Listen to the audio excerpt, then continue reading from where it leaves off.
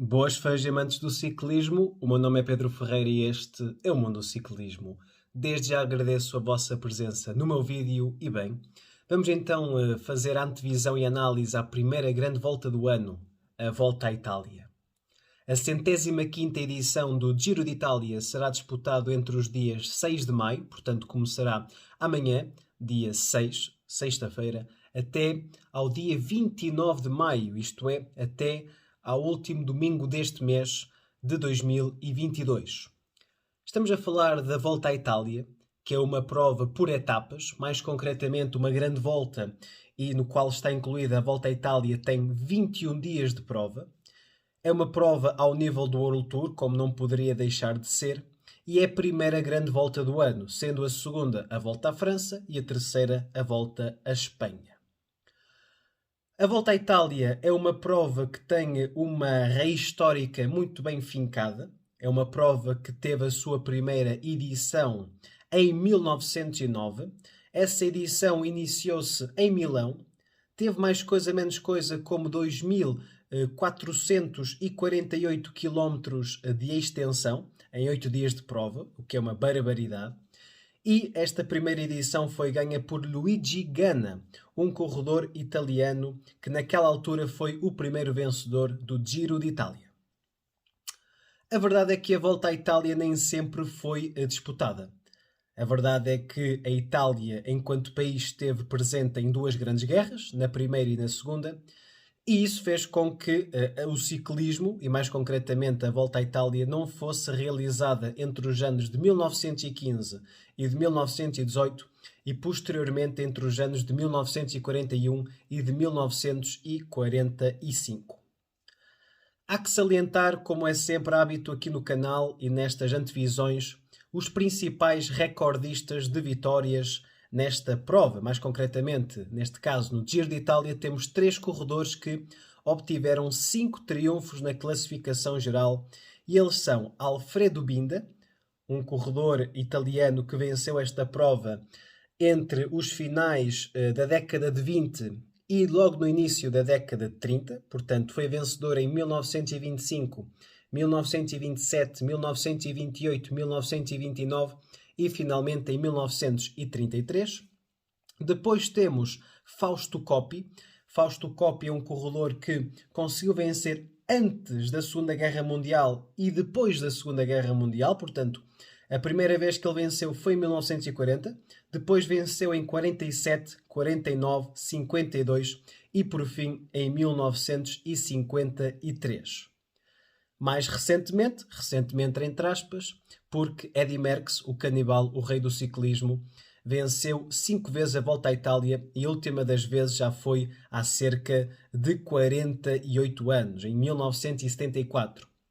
O belga venceu pela primeira vez em 1968, depois em 1970, 72, 73 e por fim em 1974. Portanto, estamos a falar de um rico palmarés que esta grande volta tem, com estas personalidades, com estes grandes corredores que foram Alfredo Binda, Fausto Coppi e Eddy Merckx. Podíamos falar de outros, podíamos falar de Gino Bartali, podíamos falar de muitos mais grandes corredores do ciclismo, quer italiano, quer internacional, que venceram esta prova. Mais recentemente, em 2021, e é o corredor que detém o título de vencedor, é o colombiano Egan Bernal, corredor da Ineos Grenadiers, que não vai revalidar o título este ano, porque não vai participar. À partida, no início do ano, Egan Bernal já não estava alinhado, ou etimologicamente falando, era um corredor que já não estava à partida como sendo candidato à presença nesta grande volta, mas sim o seu colega Richard Carapaz, mas juntando a grande e grave lesão que ele teve no início da época, hipotecou qualquer possibilidade de ele estar presente para revalidar o título de 2021. Por isso, Egan Bernal foi vencedor do ano passado, mas não estará presente para revalidar o título e vencer uma segunda vez esta grande volta. Mas ainda há que frisar, como estamos numa grande volta, o corredor que obteve mais vitórias em etapas e não na classificação geral nesta grande volta. E é um italiano, um grande corredor dos finais dos anos 90, do início já do século XXI, que foi Mario Cipollini. Um sprinter, um grande corredor com uma envergadura física fora do comum, uma grande musculatura, que venceu 42 vezes etapas na volta à Itália. Há que fazer uma menção honrosa à participação dos portugueses. Os portugueses no Giro têm aqui uma vertente histórica algo interessante, começando pelo facto de que Portugal obteve 6 vitórias em etapas na história da Volta à Itália. Há que fazer a realce que houve um corredor que venceu 5 dessas 6 vitórias. E não estamos a falar, por exemplo, de Joaquim Agostinho. Estamos a falar nos anos 80 do grande Acácio da Silva, corredor que venceu em 1985, 86 e 1989 etapas na Volta à Itália. Até envergou nesta prova a camisola rosa, que simboliza o líder da classificação geral. Um grande corredor que Portugal talvez tenha dado pouca importância, porque rapidamente também saiu de Portugal e atualmente vive no Luxemburgo e não foi dado tanta spotlight, tanto brilhantismo a este corredor importante no pelotão internacional. E mais recentemente temos o Ruben Guerreiro, que venceu em 2020, no Grande Giro de 2020, no qual, além de ter ganho uma etapa frente a Castroviejo, a etapa número 9 do Giro, também foi capaz de vencer a camisola azul, que simboliza o líder da montanha na Volta à Itália. Falando concretamente da participação dos portugueses e nos resultados finais, isto é, na classificação geral final, há que falar de um corredor que em 2001 fez 5º lugar, que foi José Azevedo, atualmente diretor desportivo da IFAPEL Cycling e também comentador no Eurosport, muitas vezes abordando o ciclismo, fez 5º lugar nesta Volta à Itália de 2001 e mais recentemente João Almeida, que fez 4º no Giro de Itália de 2020, no qual andou 15 dias de camisola rosa, e o ano passado, em 2021, terminou na 6ª posição, a milésimas de segundo de ter terminado no top 5 da mesma. Portanto, estamos a falar de uma grande história que Portugal tem na Volta à Itália. Vamos então agora falar um pouco sobre o percurso, que é importante falar, o que é que os corredores irão fazer, com que dificuldade se depararão os corredores nestes 21 dias de prova. A verdade é que vi mais ou menos quais eram as etapas, o perfil das etapas, e cheguei à conclusão que serão 7 etapas para os sprinters, serão 12 etapas de montanha, e dentro da montanha há que fazer aqui uma tripartição, dividir em 3, etapas de pequena montanha, etapas de média montanha e etapas de alta montanha. Etapas de média montanha coloquei 3, 2 de pequena e 7 de alta. 7 de alta, mas não são etapas que terminam em alto, são etapas que têm dificuldades durante o seu percurso, que podem terminar em alto ou podem terminar depois numa descida e num plano, não sei. Vamos ver ainda. E 2 etapas de contrarrelógio. Estamos a falar de uma Volta à Itália que, em comparação com os anos anteriores, tem pouco contrarrelógio. Só para terem noção, a Volta à Itália deste ano terá mais coisa menos coisa do que 3.445 km e apenas 28,6 km serão em contrarrelógio. Corredores como o João Almeida, como o Wilco Kelderman, são corredores bons no contrarrelógio, mas não farão grandes diferenças no esforço individual porque é reduzido face a outros corredores que não são bons, mas defendem-se, ou mesmo sendo maus, têm a montanha para mudar a classificação geral. E é assim que estamos no Giro de Itália 2022. 2 contrarrelógios, 7 sprints e 12 etapas de montanha e depois subdividir-se em pequena, média e alta montanha. E eu elegi aqui algumas etapas nos quais devemos ter em consideração para a classificação geral. Logo nos primeiros dias de prova, creio de que na etapa número 5, teremos uma etapa de 172 km que vão ligar Ávola até ao Monte Etna. E o Monte Etna tem 2 sucursais, isto é, tem 2 vertentes. Tem o Rifúgio Sapienza, que é a vertente nos quais os corredores vão subir este ano. Essa vertente está colocada, o topo está colocado a 1892 metros, portanto numa altitude já expressiva, no qual os corredores irão fazer mais coisa, menos coisa do que 24 km de ascensão, portanto é algo, é bastante, e é uma etapa que já pode fazer as primeiras diferenças na classificação geral. Porquê? Porque nós ao segundo dia vamos ter logo um contrarrelógio, supondo que o João Almeida ganha 25 segundos, 30 segundos ao Carapaz. O Carapaz nesta subida pode retirar essa desvantagem face ao João Almeida ou outros corredores. Este foi um pequeno exemplo. Depois, creio de que ainda dentro da primeira semana ou no início da segunda, teremos uma etapa de 191 km que vai ligar a Cirena até Blockhaus. O Blockhaus é uma subida extensa, não tão extensa como o Rifugio Sapienza no Monte Etna, mas parece-me mais com maior declive, com maior pendente média. Está colocado aos 1665 metros de altitude e é uma subida também difícil e é mais uma etapa que vai terminar em alto, mais uma dificuldade para aqueles corredores que, não sendo grandes trepadores, podiam a descer, juntar-se novamente ao grupo principal, mas aqui não terão descida que os salve. Depois temos outra etapa, aqui já sei que é na segunda semana de competição, ou até na terceira, que é a etapa de Rivarolo a Cavanese até Cogne.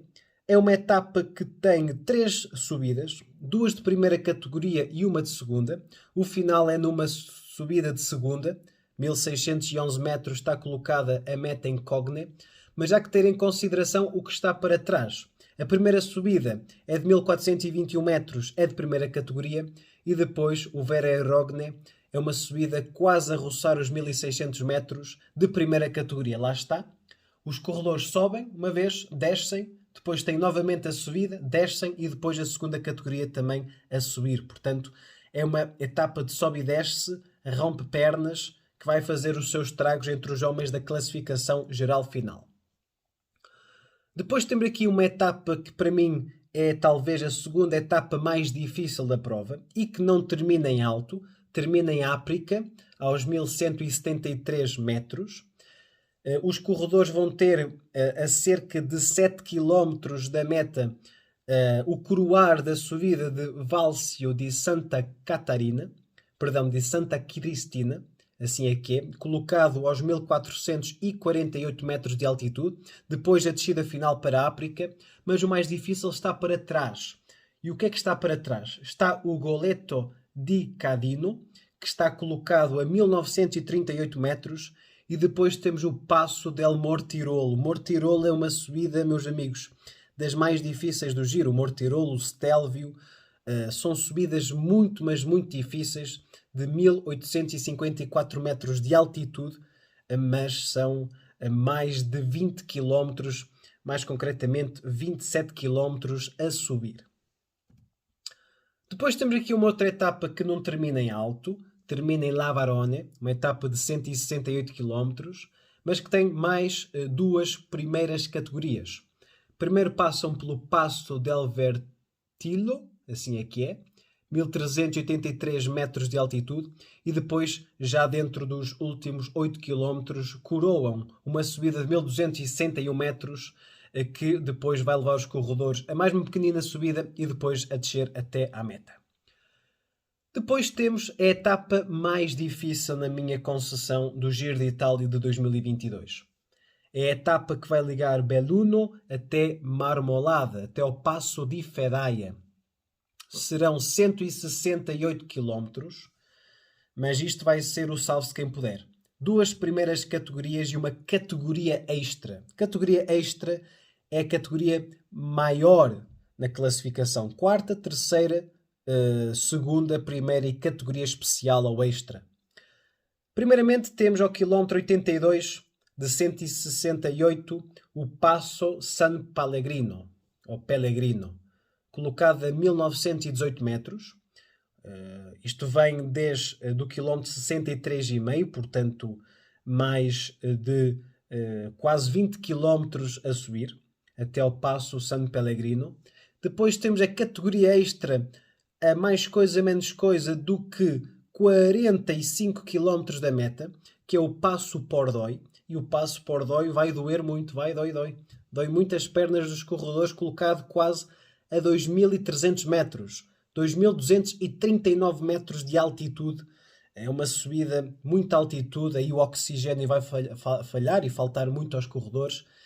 E pode haver aqui já grandes surpresas entre aqueles corredores que estão num dia mau e podem já ficar para trás no Passo Pordoi. Depois temos o Marmolada Passo di Fedaia, etapa que vai terminar a 2057 metros do mar, portanto 2057 metros de altitude. Portanto, são estas as etapas que eu tenho marcadas como etapas que poderão fazer com que a geral se jogue, além de outras etapas armadilhadas, etapas de média montanha, até o vento em etapas planas, quem sabe, e o contrarrelógio, como é hábito, os contrarrelógios. A etapa número 2 e depois no último dia de prova, no dia 21 do Giro de Itália de 2022. Agora entramos no terreno das equipas. Concretamente falando, quantas equipas irão participar no Giro de Itália? Este ano irão participar 22 equipas no Giro de Itália. Temos as 18 equipas do World Tour, como é hábito, e depois foram atribuídos 4 wildcards. Portanto, 4 convites a 3 equipas italianas e a uma equipa belga. A equipa belga recebe sempre o wildcard para as grandes voltas, que é a Alpecin Fenix, que é a melhor equipa pró-continental do mundo, e depois foram atribuídos 2 convites à Eolo Cometa e também à Bardiani, mas a Drone Hopper Androni Giocattoli só recebeu o seu wildcard porque a Arquet, que é a segunda melhor equipa pró-continental atualmente do mundo, recusou o pedido de ir à Volta à Itália, focando-se apenas na Volta à França e depois na Volta à Espanha. Portanto, a Drone Hopper Androni Giocattoli também vai participar neste Giro de Itália. Começando por falar sobre os corredores e as equipas. A equipa que vai levar os primeiros dorsais da Volta à Itália será a equipa que venceu o ano passado a classificação geral individual, que foi Ega Bernal e, por consequência, a equipa da Ineos Grenadiers. Perguntar-me-ão, então Ega Bernal não vai estar presente na prova e a equipa dele vai levar o dorsal número 1? Sim, é hábito isso acontecer. Neste caso será o líder da equipa. Normalmente pode ser por ordem alfabética, em que normalmente a letra A ou B será o número 1, mas neste caso as equipas não têm receio e não têm medo e dizem: o nosso líder vai levar o dorsal número 1. E no caso da Ineos Grenadiers, quem vai levar o dorsal número 1 será o equatoriano, vencedor da Volta à Itália de 2019, Richard Carapaz. E Carapaz está muito bem servido quanto aos seus gregários. Nomeadamente para a alta montanha terá o Jonathan Castroviejo, Pavel Sivakov e o Richie Porte, sobretudo estes 3 corredores mais talhados para a montanha, sobretudo Richie Porte e Sivakov. Castroviejo tem vindo a melhorar muito no apoio dado aos seus líderes, como o ano passado na Volta à Itália para o Ega Bernal. Depois tem outros corredores para outras funções, talvez colocar ritmos na parte plana e de média montanha. Mas o objetivo de Richard Carapaz será vencer a Volta à Itália, fazer o mesmo de 2019. E eu acredito muito bem que este corredor possa vencer este ano o Giro de Itália. A G2R Citroën Team traz um bloco low profile em comparação com outras equipas. Traz aqui corredores para fugas. Traz o Nance Peters, que já venceu etapas na Volta à Itália. O André Vendrem é um corredor que tem uma boa ponta final caso haja dificuldades durante a prova e os sprinters mais rápidos fiquem para trás. Ele tem um bom kick final. E quem sabe a geral, o Félix Gall, corredor que andou muito bem na Volta ou no Tour dos Alpes, como queiram. Um corredor que está num bom momento de forma e que pode surpreender tudo e todos e colocar-se aqui num top 10, top 15 do Giro deste ano. A Alpecin Fenix, então a melhor equipa pró-continental do mundo, vai trazer o melhor corredor da época de clássicas no conjunto, que foi Mathieu van der Poel, vencedor da Volta a Flandres, da Dwars door Vlaanderen, de uma etapa na Settimana Internazionale Coppi Bartali. Um corredor muito forte nessa temporada, nessa época de clássicas, e que vem aqui com o objetivo de envergar nos primeiros dias a camisola rosa de líder.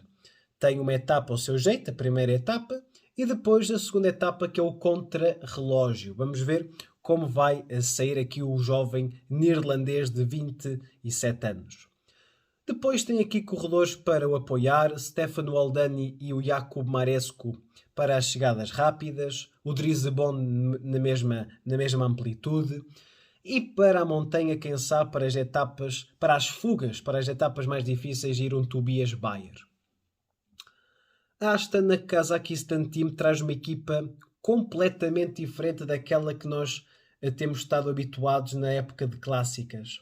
Habituámos-nos a ver uma equipa muito fraca e que traz aqui um bloco muito forte para ajudar Miguel Ángel López. Miguel Ángel López tem a mesma ideia de Carapaz, que é vencer, mas vencer só pode vencer um. Mas Miguel Ángel López pode fazer aqui novamente um pódio. Ele já fez pódio nesta prova em 2018. É um corredor que anda muito bem sempre que vem à volta à Itália e que vem muito bem apoiado com Vincenzo Nibali. Já venceu esta prova 2 vezes, 2013 e 2016. Com David Della Cruz, que já fez 3 vezes 7º lugar na Vuelta. E o Joe Dombrowski, que o ano passado venceu uma etapa neste mesmo Giro de Itália. Além de Prochinski, de Valerio Conti, de Fábio Fellini e de Harold Terrada, um jovem corredor colombiano de qualidade. A Bahrain Victorious é outra equipa que traz um belo bloco para apoiar os seus líderes. Eu não considero que a equipa da Bahrein tem apenas e exclusivamente um líder. Para mim o líder não é Bilbao ou não é Landa, são os dois. Depois, em função daquilo que vão andar, do seu rendimento, é que a equipa vai chegar a uma conclusão. Se Landa vai andar melhor, Landa será líder. Se Bilbao andar melhor, Bilbao será líder.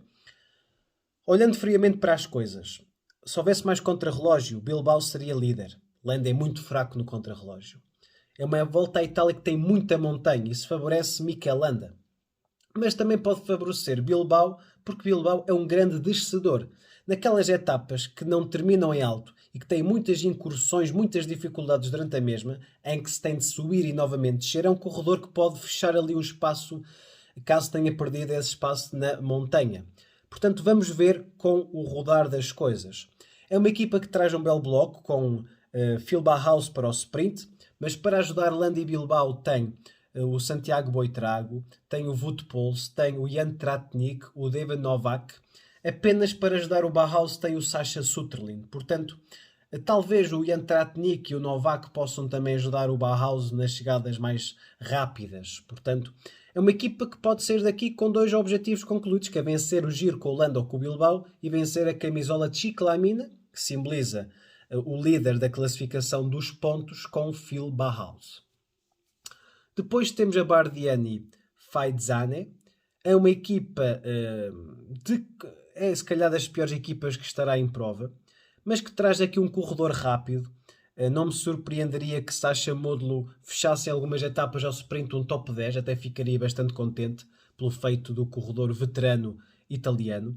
E depois traz aqui um corredor muito jovem que para mim podia, por exemplo, colocar como objetivo vencer a montanha, Filippo Zana, um corredor de 23 anos, corredor de qualidade, mas que não tenha se calhar a qualidade suficiente, nem um bloco, nem um conjunto de colegas suficientemente capazes de o colocar num lugar competitivo na geral.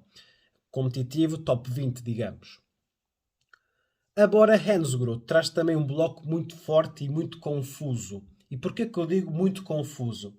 Eu olho para o bloco da equipa da Bora Hansgrohe e não consigo achar um líder claro.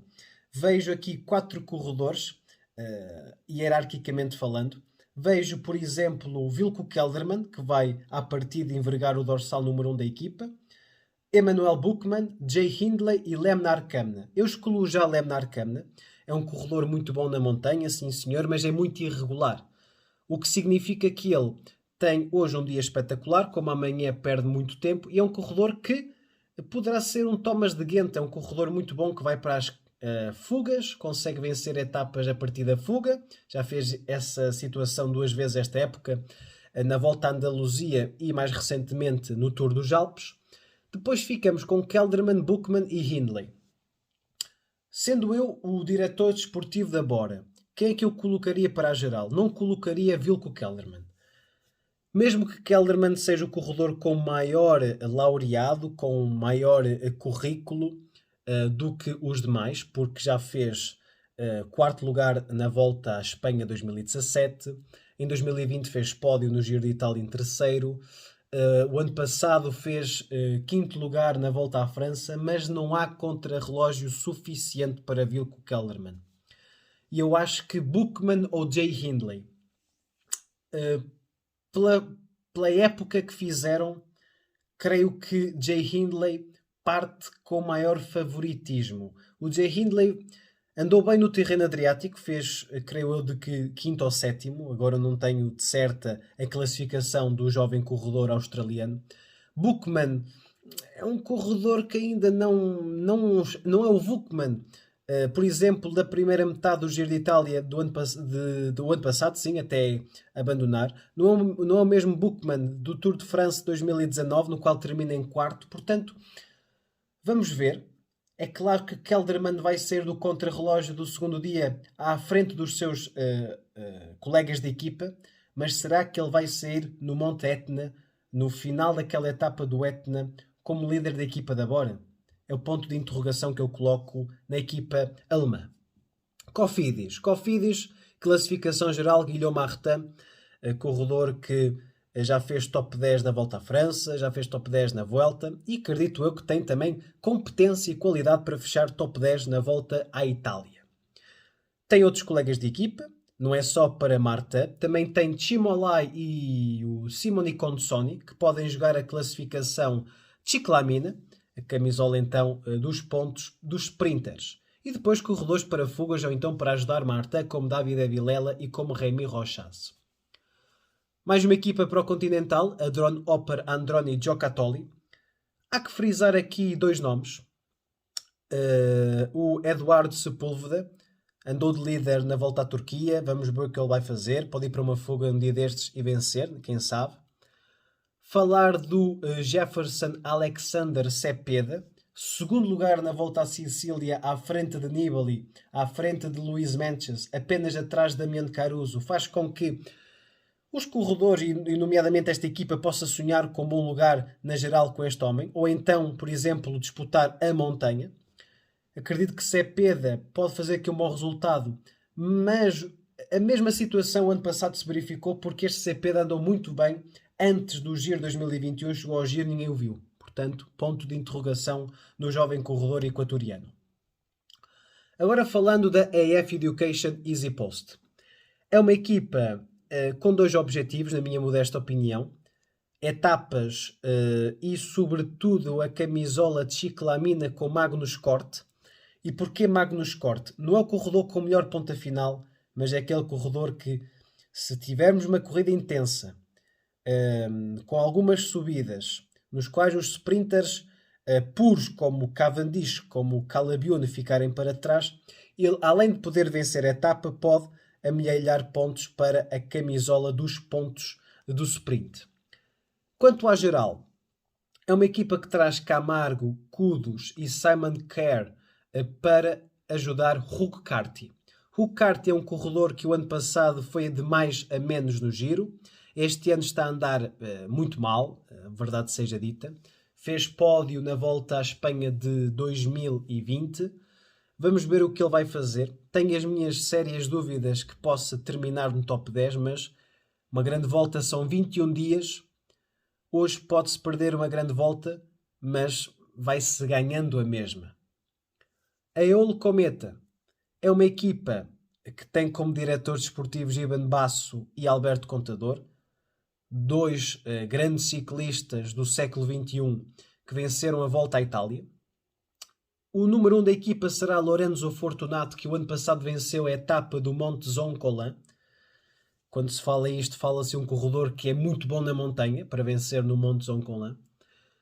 Traz a experiência, por exemplo, de um Diego Rosa, pode ir para uma fuga e vencer a partir de lá. Mas se eu fosse o Lorenzo Fortunato, ia para etapas e para a camisola da montanha. Acho que é um corredor que lhe fixava muito bem a camisola da montanha no final de 21 dias de prova em Itália.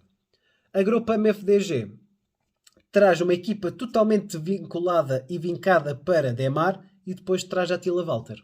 Attila Valter é um corredor que o ano passado andou de rosa, líder da classificação geral, e Démare venceu em 2020 a camisola de Ciclamina. Portanto, pode ser uma equipa que pode, depois de 21 dias, levar do giro boas coisas, como etapas com Démare e um bom resultado na geral com Attila Valter. Para mim, um top 15 Attila Valter já era um bom resultado, muito sincero, porque é uma grande volta com grandes estrelas. Não com o Pogačar, não tem o Roglic, muito bem, não tem eslovenos, mas isso faz com que a grande volta seja mais competitiva, mais aberta quanto ao vencedor final. A Intermarché, o antigo BR Mata-Rio, tem também duas funções. Geral com Domenico Pozzovivo, e para ajudar Domenico Pozzovivo trazem Jan Hirt e Rein Taramay, muito bem. Pode jogar aqui um top 10, top 15. E Binim Girmay, o eritreu vencedor da Gent-Wevelgem deste ano, vai tentar disputar a camisola de Ciclamina.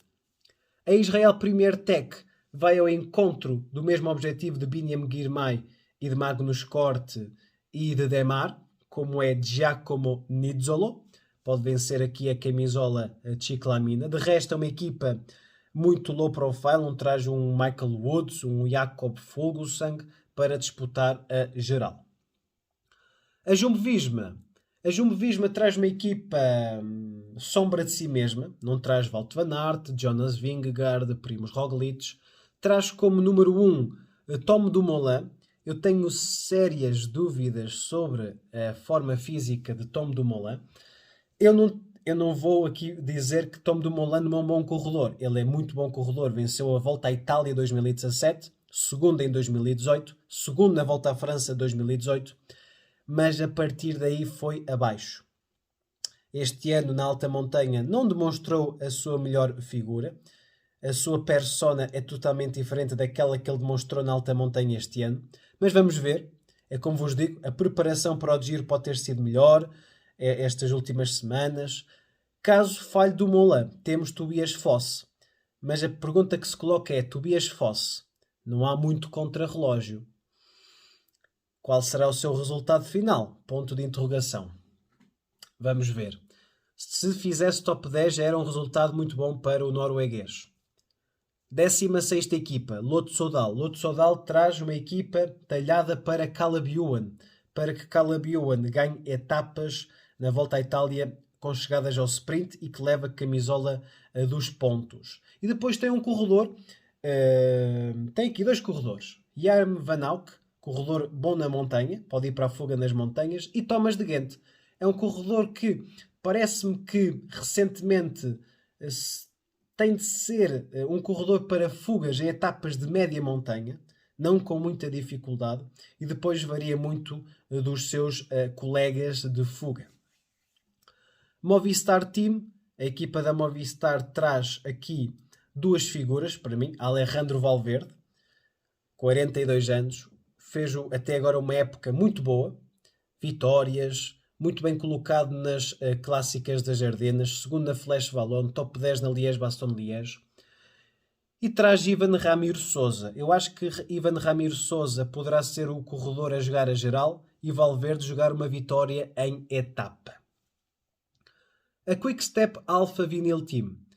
A Quick-Step é uma equipa completamente diferente da equipa do ano passado. O ano passado era uma equipa talhada para a montanha, com James Knox, com mais nada e sobretudo com Renko, Evenepoel e João Almeida.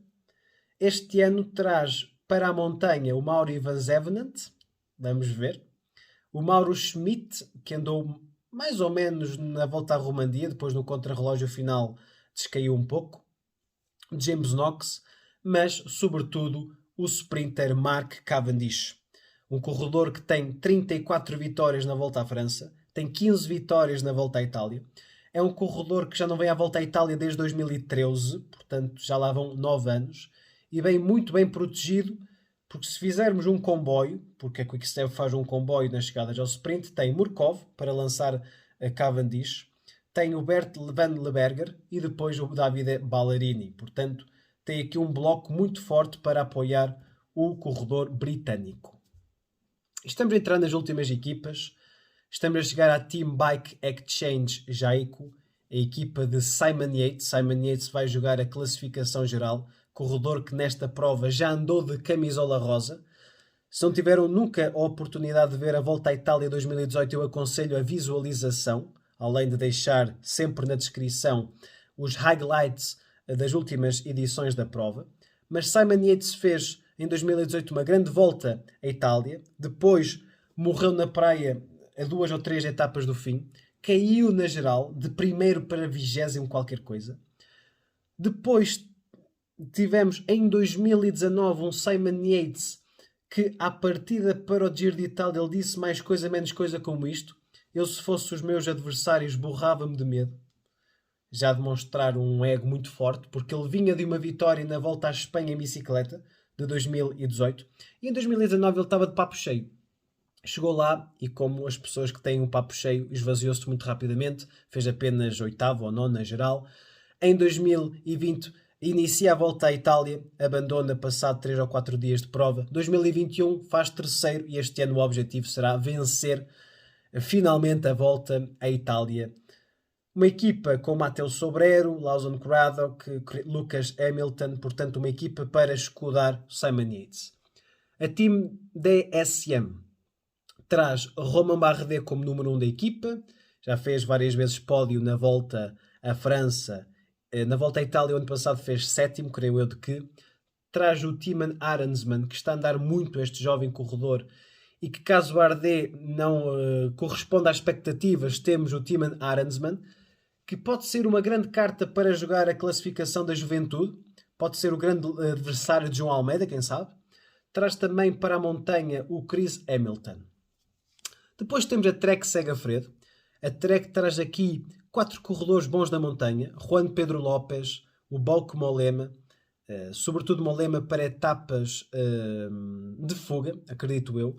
O Matthias Skjelmos Jensen é um corredor que com mais contrarrelógio, quem sabe um top 15, assim é difícil. E o Giulio Ciccone, que é um corredor que 2019 foi o seu melhor ano, venceu a camisola da montanha no Giro, foi ao Tour, andou 1 ou 2 dias de líder, depois de ter feito segundo na etapa de La Planche de Belleville, ficou atrás de Dylan Teuns. É um corredor que o ano passado começou bem o Giro, mas depois foi caindo gradativamente até acho que abandonou, ou então ficou fora do top 10. Por fim, a 22ª equipa é o UAE Team Emirates, a equipa de João Almeida, Rui Costa e Rui Oliveira. Serão os únicos portugueses em prova, dentro da equipa dos Emirates, que traz um bloco forte com o Lissi, com o Davide Formolo e o Alessandro Covi para ajudar João, mais o Rui Costa e o Rui Oliveira, e as chegadas ao sprint para a camisola de ciclamina com Fernando Gaviria, apoiado e escudado por Maximiliano Richese. Portanto, o João Almeida, ele disse numa entrevista que o objetivo é fechar top 3, isto é, acabar no pódio. O pódio tem 3 lugares, primeiro, segundo ou terceiro, portanto, estamos com um grande hype para ver o que é que João Almeida vai fazer nesta grande volta. E se quiserem ver a Volta à Itália, que eu aconselho muito, Eurosport, do dia 6 ao dia 29 de maio. Não percam nem um segundo desta grande volta, porque João Almeida pode levar a bandeira portuguesa e a nossa nação ao mais alto lugar do pódio, o primeiro lugar. Portanto, quanto à análise histórica, quanto ao percurso, quanto às equipas, estamos conversados. Chegou a altura de falarmos um pouco sobre o meu top 10. Vou fazer aqui um top 10. Mas assim, de última hora, também vou colocar quem eu acho que vai vencer a camisola de ciclamina. Para mim, a camisola de ciclamina vai ser ganha por, vamos cá ver assim de cabeça, um sprinter. Ou será um puncher? Van der Poel? Não. Eu vou dizer que o vencedor será Mark Cavendish. Mark Cavendish vai então levar a camisola ciclamina para casa. Pode ser uma jogada arriscada, ele pode passar 2 semanas e ir embora, mas Mark Cavendish, quem sabe? Camisola da montanha, disse há pouco, Lorenzo Fortunato, espero eu também, que consiga vencer então a camisola azul que representa a camisola dos pontos da montanha. Quanto à classificação geral, vou começar do 10º para o primeiro, para dar um certo suspense. Em 10º lugar vou colocar o francês, o filósofo, ele que tem um livro chamado Sócrates em Bicicleta, que é uma volta à França que ele relata, mas que com filósofos, com o Sócrates, com Platão, com Aristóteles. Eu incentivo a leitura, é muito bom, está em francês, é pena. Mas Guilherme Martin, para mim, vai fechar top 10 na Volta à Itália deste ano. Em 9º lugar vai ser um corredor da Jumbo-Visma, não vai ser Tom Dumoulin, vai ser Tobias Foss, o corredor norueguês que o ano passado também fez 9º na Volta à Itália. Acredito que também possa fazer top 10 este ano no Giro de Itália. 8º lugar. 8º lugar é aquele corredor da Bora. E quem é que eu decidi colocar aqui? Decidi colocar aqui o vice-campeão de 2020, Jay Hindley. Para mim, Jay Hindley será o 8º classificado do Giro de Itália e, por consequência, será o líder da equipa nestas 3 semanas. Mas esta equipa vai demorar muito tempo a perceber que Hindley será a figura que devem apostar. 7º lugar será um corredor da casa italiano, corredor da Trek, Giulio Ciccone. Vai finalmente fazer top 10 no Giro de Itália. 6º lugar será um corredor da DSM, será o número 1 da equipa. 7º ano passado, este ano 6º, já é subida. É Romain Bardet, corredor francês que já fez 2º volta à França em 2016, 3º em 2017 no Tour e que vai fechar aqui na 6ª posição. O 5º classificado vai ser o corredor da Bahrein Victorious. Não vai ser Pello Bilbao, vai ser Mikel Landa. Mikel Landa é um corredor incompreendido. É por isso que existe o landismo. O landismo é como o sebastianismo.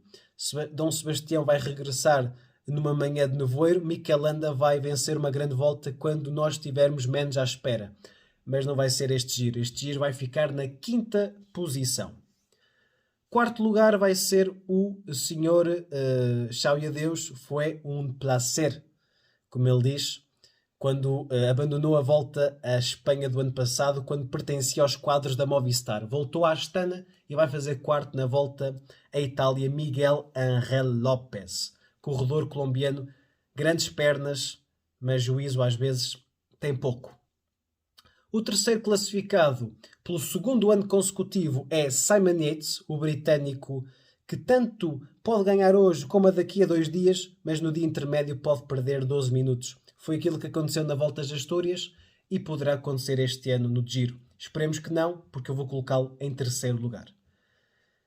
Em 2º lugar irei colocar a Pantera das Caldas, 15 dias de rosa. Este ano também vai andar de rosa, espero eu, João Pedro Gonçalves Almeida, assim aqui é.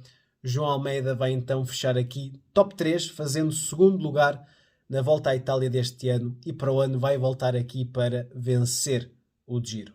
Um passo cada vez, step by step. Em 1º lugar vai colocar, a equipa de Ineos vai colocar este homem na 1ª posição com um grande bloco, Richard Carapaz, corredor equatoriano, vencedor de 2019, vai vencer, na minha opinião, o Giro de Itália de 2022. Portanto, penso que da minha parte é tudo. Quanto à análise histórica, equipas, percurso, meu top 10, estamos conversados. Como vos digo, incentivo à visualização da volta à Itália deste ano, desde o dia 6 até o dia 29 de maio de 2022. Deixarei na descrição os highlights das últimas edições do Giro para verem o sofrimento daqueles corredores, a forma como eles dão tudo por um lugar na classificação e não são tão bem pagos como em outros desportos, mas é dos desportos mais difíceis de se realizar. Eu faço ciclismo, muito amador, mas sei da dor, do sofrimento que é fazer aquelas dificuldades. Então, subidas de quase 2000 metros de altitude, superiores, por exemplo, à Serra da Estrela, é de levar um corredor ao limite. Portanto, da minha parte é tudo. Um grande abraço. Deixem o vosso like ou o vosso dislike. Podem deixar o vosso top 10, ou o vosso top 5, ou o vosso top 10, ou o vosso top 3, ou apenas quem acham que vai ganhar, ou apenas incentivar aqui o canal nos comentários. Alguma dúvida, alguma questão? Caixa de comentários, Instagram, Twitter, Mundo Ciclismo e a gente vê-se por aí. Um grande abraço e que o João Almeida ganhe. Abraço.